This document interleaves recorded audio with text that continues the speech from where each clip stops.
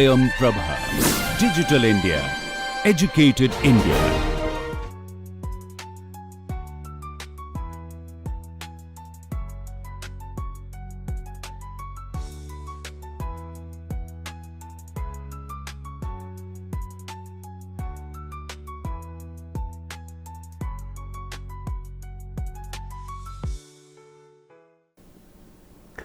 Welcome to the NPTEL course on building energy systems and auditing.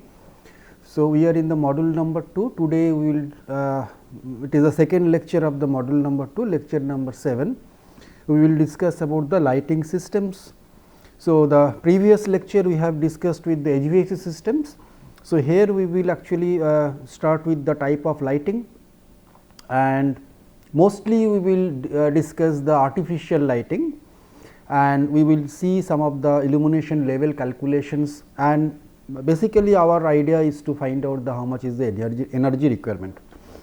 So, as we all know, there are typically there are two type of lighting system. One is the natural lighting or the day lighting. So, the source is mostly sun, or sometimes it is moonlight if it is allowable in some kind of a condition. And the one of the very important point in the natural lighting is that it cannot be controlled, it is actually nature given. The second one is the artificial lighting, and artificial lighting, as you know, we have a full control with ourselves. We can change the brightness, we can change according to the mood of the people, we change according to the some thematic concept of the particular space. But artificial lighting mostly deal with when fully it is deal with the energy, that is the electrical energy or maybe some other type of energy, whereas the day lighting and the natural lighting are fully the natural. So, no energy is being used over there. We will discuss the day lighting perhaps in the when we discuss about the ECBC code, maybe in the fourth module. Today, we will discuss about the artificial lighting, and we will try to see that the energy consumption point of view, how a artificial lighting can be designed, or maybe it is already designed. I am not going to tell you about the design methodology of the artificial lighting, but that is not in my scope of this particular course. So, we will actually focus into the energy part. So, the some of the design principle, if I see, it is the purpose of the artificial lighting is actually maintain a particular illumination level of a particular space, and that space actually has to see the how much is the illumination level has to be considered to be actually discussed or actually thought according to the activity of that particular space.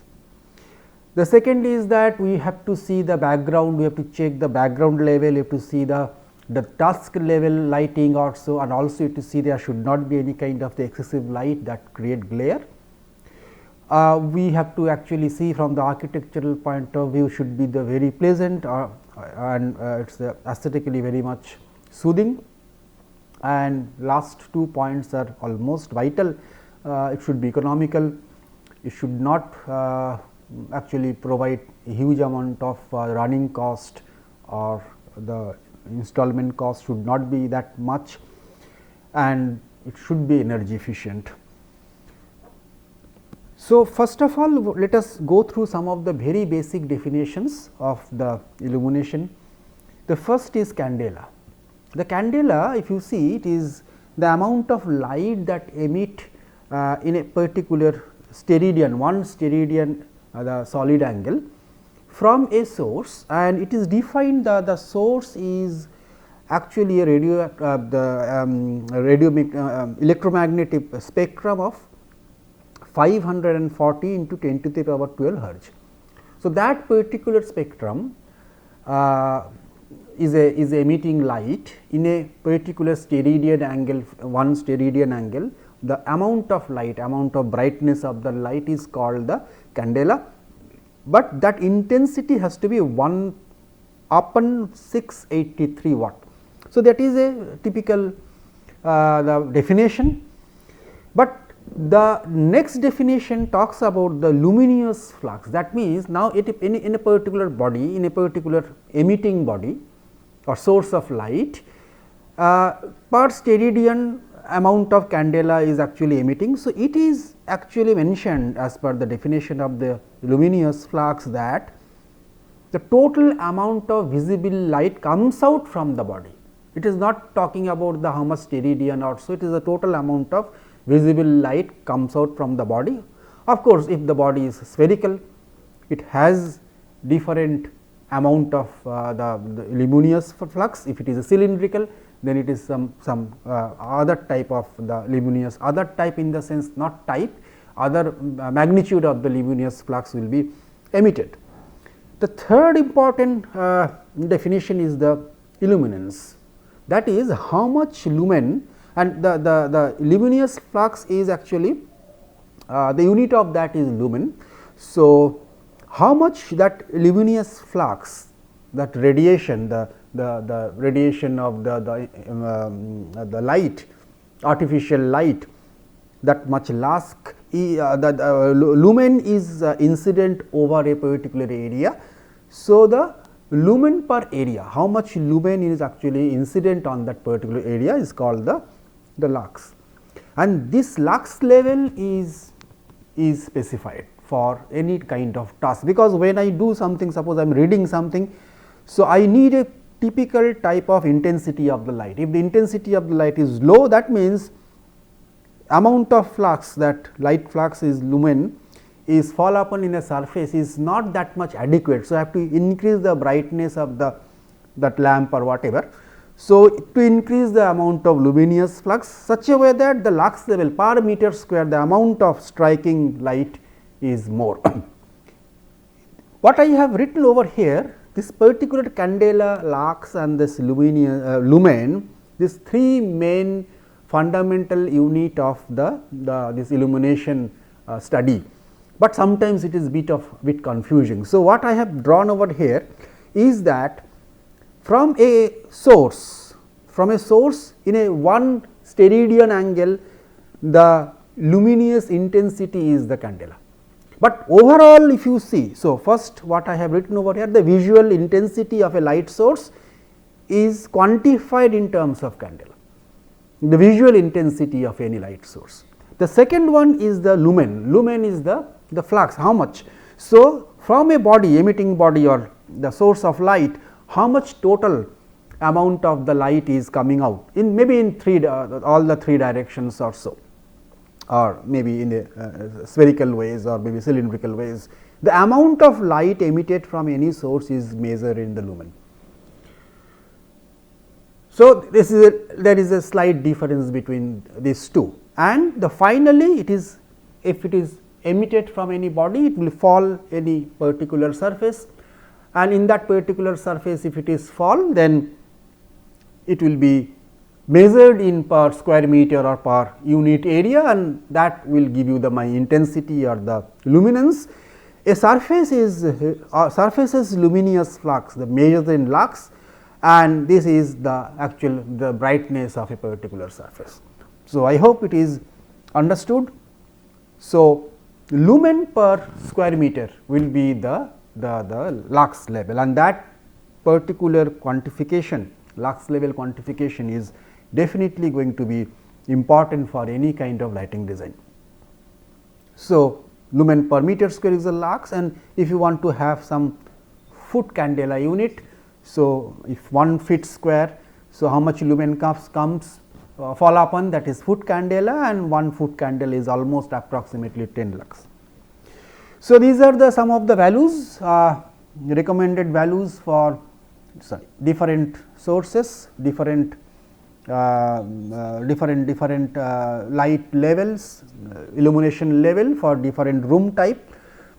So, mostly it lie between 200 to 500, mostly it is lie between 200 to 500, and for reading activity, suppose it is the classroom general, minimum is recommended as 300 to 500 or so. And suppose in any kind of a corridor, if you see, suppose a corridor, if you see, it is little less, it is 50 to 100, this is important, our classrooms or so, and maybe some area where it is little bit higher, maybe it is laboratory, professional laboratory or so, where you require some kind of very precision and level of working. So, it may go up to 750, minimum 750s or so. Laboratory, classroom laboratories are also 500 to 750, because we need to see lot of small work, detailed work also. So, then the level of illumination will be definitely going to be high. These are the lux level mentioned as per the details, and it was given in this particular book, the Introduction to Architectural Science, which is a very nice book.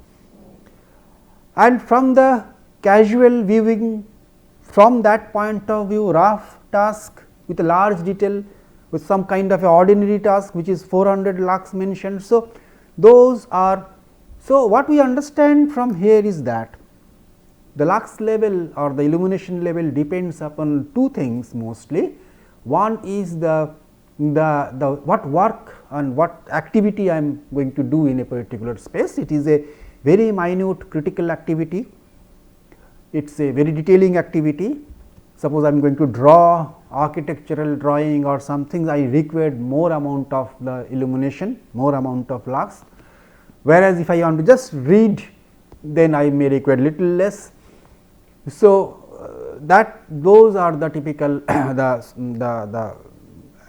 scenario where different type of lux level is required. So, now next we should also understand two more unit or parameter, I must say, which is very much essential to us from the point of view of the energy efficiency of any lighting systems. One is called efficacy. Efficacy is the you can say it is the efficiency of a some source, some lighting source. So, there are typical types of lights. We can have an incandescent lamp, we can have fluorescent lamp, there are so many types, so many different type of physics is behind them, and based on that particular physics or that particular mechanism, it emits light. So, when it emits light, what it emits? It emits lumen, but in background there are some electrical energy actually come into that, and that electrical energy triggered some component inside electronics or electrical component in that, and due to that the body or that particular object will going to emit some lumen.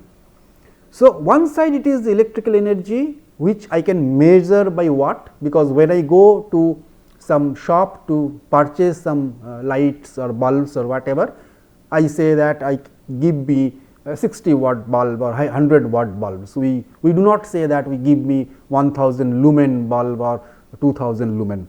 We always call upon that give me the 60 watt. So, 60 watt is a energy, that electrical energy consumption of a bulb, whereas the output is the lumen. So, we want to see a particular efficiency from the terms of per watt how much lumen it can deliver. If it can deliver more wattage, definitely that is a better efficient bulb system, the bulb or the electrical system or the lighting systems, and it is efficacy, it is called as efficacy over here. So, light output by the energy input. So, that is the lumen per watt. And this another parameter what nowadays is very I must say it is very important nowadays to see the how much energy you are going to use for a particular area. So, that is considered as a LPD, which is lighting power density. So, what is lighting power density? Suppose a particular space has some area, suppose this is I am sitting in a classroom. So, this required 300 lux illumination level to teach. So, I provide some amount of lighting and all the lights are actually consuming some amount of electrical energy. So, if I calculate how much is the total amount of electrical energy required to illuminate that particular surface of a required lux level of 300, that is the LPD, the lighting power density. So, total lighting electrical load on the area, only the lighting load, nothing else, no fan, no air conditioner, no equipment, nothing, only the total load, electrical load on a particular room, which can be measured by watt and divided by the total area. So, that is watt per meter square will be the unit of that, which is called the lighting power density or LPD. So, this particular chart has been taken from the NBC 2016, which they are recommending some of the standard values of the watt ranging. So, suppose incandescent lamp, of course, incandescent lamp nowadays we are not using, because you see the efficacy is very poor. It is 12 to 20 lumen per watt. So, if your expenditure is 1 watt, so only you will get as a lighting output as 12 to 20 lumen. Whereas, if you see the some compact fluorescent lamp, it is 60 to 70. So, 60 lumen to 70 lumen the output will be there if you actually per watt electrical energy. If you go to the LED is much better, 60 to 100 is the LED. So, this is the first row gives the watt ranging. So, maybe from 15 to 200 watt bulbs are available. The compact fluorescent, that is CFL, is 5 to 40, LED comes about 0.5 to 2 watt in range, and those are the standard. And whereas, this third column gives me the life, how much is the working life mostly. So, that is also required. Sometimes we will see in the future that this life of any bulb system is required to understand how much will be my payback period or all those. So, that also is very important data. So, we can actually use this NBC data for our future purposes. The next is the ECBC data. ECBC 2017 also talks about the LPD. See what is the maximum LPD range of each and every areas, mostly the areas. So, that means what is this? Suppose if I say it is if it is a stairway, if you see this is a stairway, it is 5.5 watt per meter square. So, you have to select that type of light, and that light should provide the minimum amount of illumination required in a stairway in terms of lux, and then you have to check that the stairway should not have more than the 5.5 watt per meter square of the energy footprint. You can also say this is the lighting energy footprint also. So, those are there. So, if there are some high number, if you see low numbers are definitely corridors and all, high numbers maybe if I say it is 21, see the operating room for hospital, it is 21.8. Suppose any gymnasium, play areas, gymnasium, it is 18.8 or so. For a lobby of performing arts theatre, it is 21.5. Sitting area of the performance art theatre, it is 22.5. So, these are some of the areas where we probably require little bit more energy because of some typical lighting systems also. So, it has been given some more amount. So, that is a standard particular LPD chart we must follow from our ECBC. It is provided in the ECBC code, ECBC 2017. So, next let us calculate some of the illumination level and for our design purpose, and from there we see how much is the energy consumption of that. So, as you understand, as now I required the quite a few things as my input to know about how many bulbs and how many lux level and all those. So, we should know the lumen output of the lamp, or otherwise we should know the efficacy of the lamp and also the power rating of the lamp. type of luminaire is also required, because sometimes you have to see the polar diagram and we have to see the how much will be the lumen output also, because there are some kind of a direct lighting, indirect lighting, semi direct, semi indirect, like that. We also should know about the proportion of the room where from the room index will be coming, but this type of luminaire room index is required for the calculation, but for this course purpose of this course I am not going to take that one. We will take the bare minimum formula for our equations, but for the illumination engineering point of view, we definitely require that room index and all to go for the very minute level of calculations or so. Reflectance of the internal objects, that is also going to help how much, I mean, what is the color of the walls, what is the color of the ceiling, how much is the reflectance of that. Depreciation of the lumen, because it is burning out. So, we have to take some kind of a depreciation factor, which is a utilization factor we sometimes say. Depreciation due to the dirt and some other things. So, that will be actually deposited in the luminaries in the room.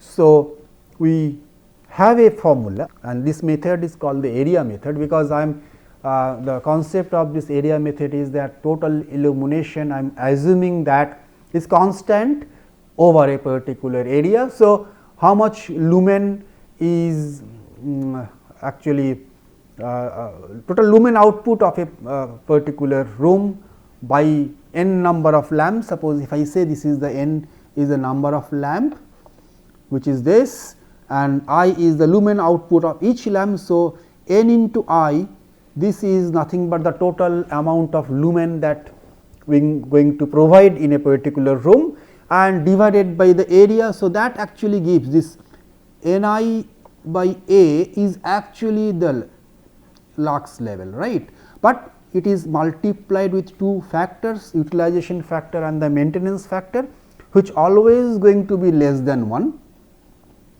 always going to be less than 1, and so the overall effect will be little less because it will be multiplied with two number with less than 1, and then we should actually got the value of E, and E is nothing but the average illumination on the working top. It is of course average.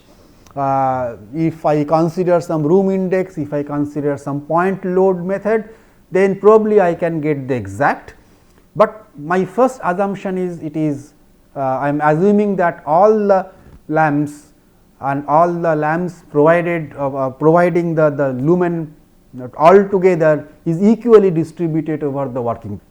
So, the something let us discuss about the utilization factor. The utilization factor is a factor which is always going to be the less than 1. It depends upon the type of lamp and what type of reflective surfaces are there near to the lamp. Sometimes we may see that the lamp is a kind of a conical enclave in enclosure or so.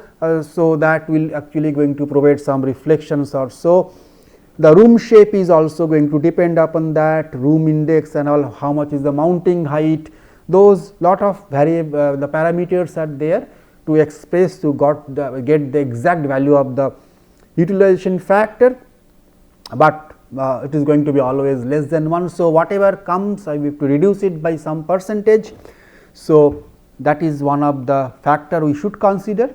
Mostly in the examination and those cases we sometimes provide you the utilization factor in the in cases or different cases or so, but in practice when you want to find out this utilization factor, those point has to be considered.